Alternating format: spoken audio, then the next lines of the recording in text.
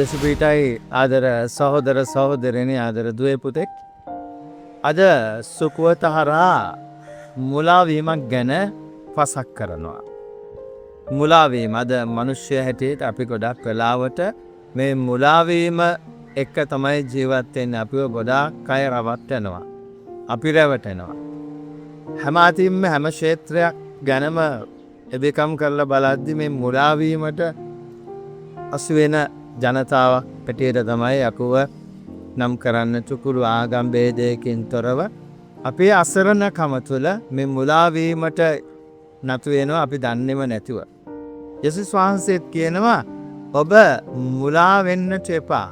ඔබ ගැන බලා ගන්නට ඕන. හරි දැක්මක් එක්ක ජීවත් වෙන්නට ඕන. නියම පරමාර්ථය පෙරදැරිව ජීවත් වෙන්නට ඕන. විශේෂයෙන් කතෝලික ජීවිතයේ නියම අඩිතාල මොකක්ද කියලා අවබෝධ වෙන්නට ඕන. බෞතිස්මීය කැදවීම තුළ අපගේ ජීවිත ගොනු කරගන්නට තමයි මේ හැම ප්‍රයත්නයක්ම අපි දරන්නේ.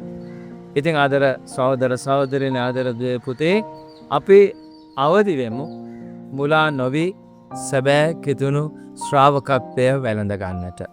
සියලු දෙනාටම දේශුපේත